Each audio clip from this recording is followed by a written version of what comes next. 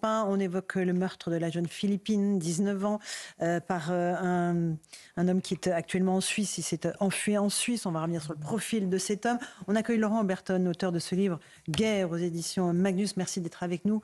On va étudier le profil de cet homme avec les failles aussi qui ont prévalu et qui provoquent énormément de colère. On fait le point avec Mathilde Couvillère-Flournoy et on débat ensuite. Depuis le 4 septembre, il avait pour obligation de pointer chaque jour, mais il ne l'a jamais fait. Ce Marocain âgé de 22 ans a déjà été condamné pour viol en 2021 et faisait l'objet d'une obligation de quitter le territoire.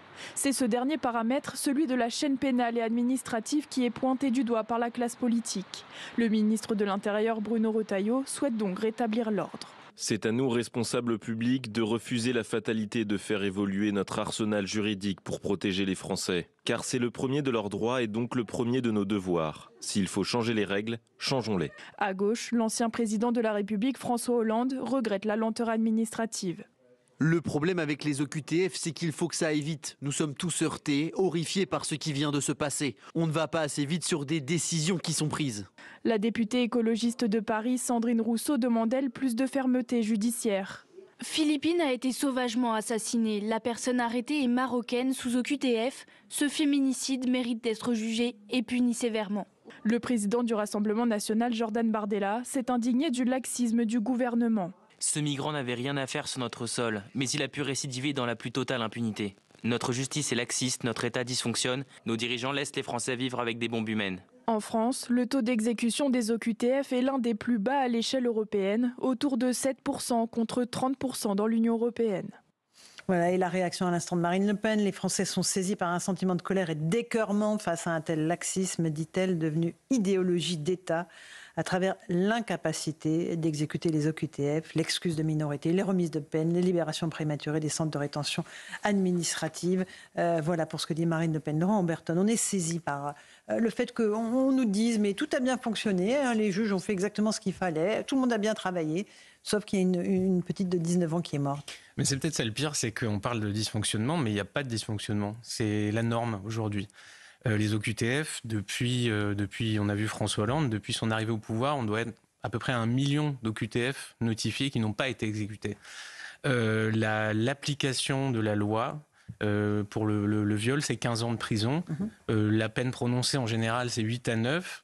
Et la peine exécutée réellement, une fois que vous enlevez les remises de peine automatiques, l'aménagement qui va avec et tout ce genre de détricotage, eh bien vous essuyez les pieds sur les victimes, parce que c'est ça le message qu'on donne. On dit aux criminels, oui, vous aurez une seconde chance, on va vous aider, on va vous comprendre, on va vous réinsérer, etc. Et on explique aux victimes, la peine prononcée n'a plus aucun sens. En dessous de 2 ans de prison, vous ne les faites pas, vous n'y allez pas. On vous condamne à de la prison ferme et vous n'allez pas en prison. Et au bout d'un moment, voilà, il faut expliquer à nos compatriotes que c'est ça, c'est comme ça que la justice fonctionne, la justice qui est rendue en votre nom, en notre nom à tous, au nom du peuple français. Et forcément, évidemment, on donne quitus à ces sauvages. C'est comme ça qu'il faut les appeler. Très spécifiquement, là, on a l'ordonnance de renvoi de la juge des détention et de liberté, François Pupponi, qui dit alors, qui constate, ben oui, c'est un individu dangereux, il peut réitérer les faits délictueux, il est une menace à l'ordre public, mais je le remets en liberté. L'administration aurait dû me produire des documents qui faisaient que je puisse le garder encore avant de l'expulser. Je n'ai pas ces documents, malgré le fait que pendant 3 fois j'ai prolongé, et donc je dois le libérer. Voilà, sincèrement, c'est écrit noir sur blanc, ça paraît surréaliste, mais c'est l'application des textes.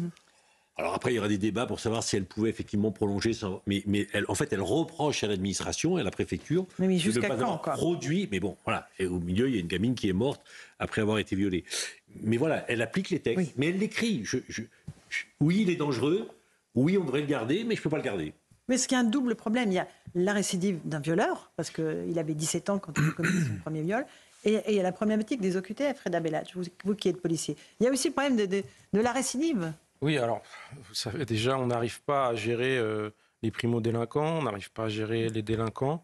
Et puis, nous, très souvent, on a affaire, on parle souvent aussi des refus d'obtempérer. Moi, ça m'arrivait toutes les semaines d'interpeller le même gars. le même gars, il rigolait. À chaque fois qu'on l'interpellait, pour le coup, ça se passait bien. Voilà, il prenait ça à rigoler, pour le coup, ça se passe bien. Mais le problème, c'est que les gens, aujourd'hui, ils vivent ce qu'on vit, nous, les policiers, les collègues d'investigation, sur le terrain. C'est que des fois, nous, cet individu, on l'a mis à disposition. On a mené une enquête, une longue enquête. On a pris en compte des victimes.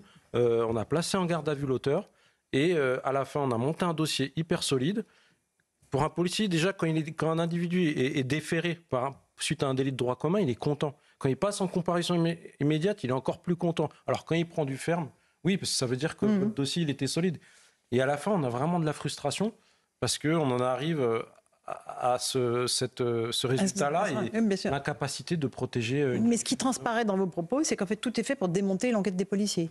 Alors, de A à Z, en fait. C'est pas démonté, c'est qu'on a l'impression des fois... Alors, l'OQTF, je ne vais même pas en parler, parce que je vous ai expliqué tout à l'heure. Oui. Il y en a certains qui nous présentent l'OQTF comme pièce d'identité, on ne peut pas les emmener. Et donc, du coup, on en est arrivé à ce point-là, c'est-à-dire qu'on donne le blanc-seing pour venir... C'est peut-être dur ce que je vais dire, mais pour venir en France, commettre des délits, être poursuivi administrativement et judiciairement parlant, et malgré ça, sortir. Parce que là, on parle d'un crime.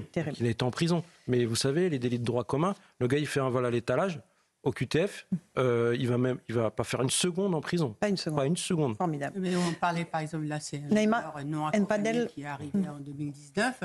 Je voudrais juste vous citer l'Institut Montaigne qui a fait un excellent travail, je crois, il y a 2 ou 3 ans, sur ces mineurs non accompagnés. Et il y a une surreprésentation dans la délinquance de ces mineurs non accompagnés. À Paris, c'est 55%. À Bordeaux, c'est environ 46%. Donc, on a une problématique, mais encore une fois, on se pose la question aussi, pourquoi, par exemple, ces mineurs non accompagnés, on les garde dans notre pays? Vous savez, je vous cite encore le directeur de l'OFI, M. Didier Lesky, avec qui je discutais et qui m'a dit, je vous cite un exemple. Le Maroc est venu en France pour venir chercher ces mineurs non accompagnés. Eh bien, les ONG se sont offusqués, ils ont dit non et ils ont saisi un juge qui a dit non. Ils étaient venus avec des magistrats, des assistantes sociales, l'association Beiti, ma maison en marocain. Ils sont venus, c'est un pays souverain. Eh bien, les ONG ont refusé. Incroyable. Alors, Geoffroy Lejeune, une question à Laurent Berton? Absolument, parce que je vous écoutais parler tout à l'heure et je me suis rappelé que vous avez écrit La France Orange Mécanique il y a un peu plus de 10 ans, qui à l'époque avait fait hurler beaucoup de monde. Aujourd'hui, ça paraît presque un peu sous-estimé. Sous-estimé, absolument. Alors j'ai un peu honte parce que j'ai lu tous vos livres sauf celui-là qui vient de sortir, mais j'ai lu une chronique de Mathieu Bock-Côté qui en parlera dans un prochain numéro du JD News. Donc j'ai l'impression d'avoir compris ce que vous essayez de dire. Est-ce que en fait vous en voulez un peu aux Français aussi de ne pas suffisamment se rebeller, se révolter devant toutes ces affaires sordides? Oui, en effet, oui. Je déplore cette passivité de la population qui subit et qui se résigne à ça et qui élève à peine la voix de temps en temps, mais on lui dit il ne faut pas faire de récupération, il ne faut pas faire le jeu d'eux, donc silence radio. On espère, on croise les doigts en se disant j'espère que ça ne tombera pas sur mes enfants et vogue la galère, mais... Enfin, à un moment, non. À un moment, la population doit faire quoi? Exercer sur le pouvoir une pression mais pas plus sévère. Pas tomber dans l'autodéfense ou la justice soit par soi-même. Du ministère de l'Intérieur qui condamne avec fermeté, qui se rend sur place, d'entendre parler de ces OQTF. Enfin, déjà, le principe, obligation de quitter le territoire à quelqu'un qui a commis un viol ou qui a commis un meurtre. C'est insensé, on ne va pas lui dire tu as l'obligation de ne pas violer cette personne. On sait très bien que il n'en fera absolument rien. Donc évidemment qu'il faut des actes, pour le coup des actes, il faut passer au-delà des promesses. Monsieur Retailleau a promis de la fermeté, tous les ministres de l'Intérieur depuis Pasqua font exactement la même chose et on voit le résultat. Donc à un moment, je pense effectivement qu'il faut exercer une pression bien plus forte sur cette classe politique. On va juste écouter Bruno Retailleau, c'est important ce que vous dites. Il était hier l'invité de Sonia Mabrouk sur CNews et Europe 1. Écoutez ce qu'il dit sur les OQTF et après on va voir comment sa parole est ostracisée, évidemment, est dénoncée. Et on va évoquer ce que vous appelez la secte. Écoutez Bruno Retailleau d'abord. Les OQTF sont soumises, notamment à la justice. Et moi, je ne peux prendre des engagements que je peux tenir moi-même, mais pas pour d'autres. Et je pense qu'aujourd'hui, le taux d'exécution est très bas, moins de 10%, 7%, et il faut absolument... Je ne vais pas vous donner de chiffres aujourd'hui. Je ne raconterai pas d'histoire aux Français. Je vais me mobiliser et on va augmenter considérablement, vraiment ça c'est un engagement, le taux d'exécution des OQTF. Pour Bruno Retailleau, qui depuis a été traité de raciste, de xénophobe par la gauche. Madame Castex, qui veut maintenant régulariser tous les sans-papiers. Vous dites qu'il y a une secte, une idéologie dominante qui ostracise tous ceux qui ont cette parole-là en réalité. C'est l'impression que j'avais eue justement avec la France Orange Mécanique en arrivant sur un plateau de télévision en expliquant qu'il y avait 200 femmes violées par jour dans ce pays, dans ce beau pays, et que personne n'en parlait et que je pensais que c'était un problème. Et on m'a expliqué que j'étais l'extrême droite, les heures sombres, je faisais le jeu, la routine habituelle. Et ça, on l'entend systématiquement. Et c'est encore plus grave quand on accuse les victimes elles-mêmes de faire ce jeu politique. Quand on a des autorités préfectorales qui vont au chevet de victimes qui viennent de perdre un être cher et qui leur demandent surtout, il faut bien dire à la télé que vous ne voulez pas de récupération, que vous condamnez la récupération. Oui, on est vraiment scandalisé. On a l'impression de vivre chez les fous, à l'asile. Et que le sens commun, la norme, la pensée dominante ne doit pas exister sur ces grands médias de masse. C'est vraiment l'impression que j'ai depuis tant d'années. Et c'est aussi pour ça qu'on ne fait rien et que le citoyen a peur de dire ce qu'il pense. Oui, et parfois des parents de victimes qui sont complètement manipulés, à qui on dit il ne faut surtout pas dire ça parce que vous pourriez être récupéré. Oui, et ça, j'ai des preuves de ça, d'autorités qui sont allées aussitôt après l'ambulance voir les familles de victimes pour dire surtout faites attention à vos déclarations parce que l'huile sur le feu, parce que voilà. Mais non, le problème c'est qu'il y a un feu. Oui. Et qu'il y a un combustible pour le faire brûler. Votre premier livre, c'était La France Orange Mécanique, comme l'a dit Geoffroy. Le deuxième, c'est Guérilla. Le troisième, c'est Guerre. Donc à chaque fois, on passe un cran. Là, on est en guerre, Laurent Oberton ? On n'est pas loin de l'être. Alors une guerre, on peut pas encore parler de guerre civile puisque un camp ne fait pas la guerre, un camp la subit. La population honnête qui ne demande rien d'autre que l'État remplisse sa mission élémentaire régalienne, qui est d'assurer sa sécurité. Eh bien cette population, elle subit. Et elle est face à une justice qui n'a pas pris du tout la mesure de l'ultra-violence nouvelle qui déferle sur ce pays. Et donc, cette justice, en ayant le monopole de notre sécurité, nous met en danger. Et alors, quand vous dites un combat dont vous êtes enfin les héros, en parlant des Français, qu'est-ce qu'on peut faire au quotidien ?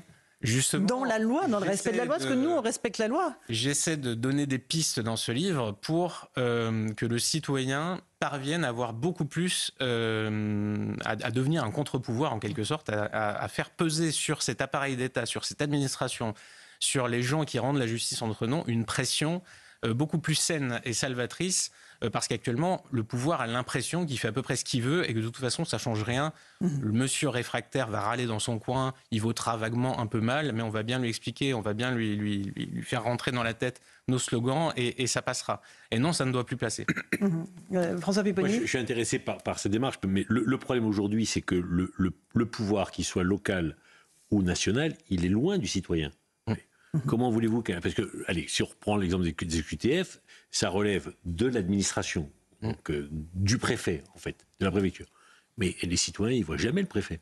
Il est dans ils ne le voient jamais, littéralement. En effet, le seul qu'on peut attraper, c'est le maire, généralement, mais qui n'a aucune compétence dans ce domaine-là. Le préfet, ces autorités-là, le citoyen ne les voit quasiment jamais. Laurent Oberton. Le pouvoir a été extrêmement éloigné de sa base, de la souveraineté populaire. Et on a imaginé à peu près tous les systèmes possibles pour empêcher cette souveraineté de s'exprimer. Quand on voit un projet de loi sur l'immigration qui s'attaquait au début de l'ampleur des problèmes et des revendications des Français, on a vu que d'un claquement de doigts, le Conseil constitutionnel, Laurent Fabius, le Parti socialiste, a pu censurer tout ça. Donc à partir de là, on explique bien aux citoyens qu'il n'a plus le pouvoir. Bien sûr. On va tout de suite repartir à l'université Paris-Dauphine, rejoindre nos envoyés spéciaux Augustin Donadieu et Raphaël Lazreg, puisque les drapeaux de l'université, Augustin, ont été mis en berne. C'est bien cela ? Oui, tout à fait, les drapeaux de l'université de Paris-Dauphine mis en berne au-dessus du bâtiment, puisque c'est bel et bien une université entière qui est sous le choc après évidemment la découverte du corps de Philippine, 19 ans, et surtout l'arrestation de ce suspect avec un profil très particulier. Ces étudiants nous en ont parlé, ils sont choqués, étonnés, ils se posent des questions. Pourquoi était-il sur le territoire français alors qu'il était visé par une OQTF ? Pourquoi était-il en liberté alors qu'il a violé en 2019 et qu'il a été été condamnés ensuite. En tous les cas, voilà, c'est une université totalement anéantie qui reprend petit à petit son quotidien. Je vous propose d'écouter un professeur qui nous parle justement de cette émotion prédominante dans les couloirs.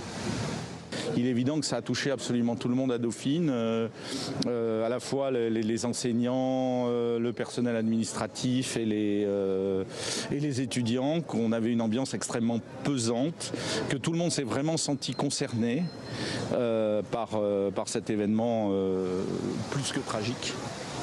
Vous l'avez donc entendu, d'une émotion partagée par le corps enseignant, par les élèves qui continuent de rendre hommage à Philippine, 19 ans, en apportant des fleurs dans le hall de l'accueil ici de l'Université de Paris-Dauphine. Merci beaucoup Augustin et Raphaël, donc sur place à l'Université de Dauphine. Merci à vous Laurent Berton. Guerre aux éditions Magnus, un combat dont vous êtes enfin le héros. Espérons qu'il n'y ait pas encore une nouvelle escalade dans la violence que subissent nos compatriotes aujourd'hui en France. Merci à vous tous d'avoir participé à Punchline sur CNews et sur Europe.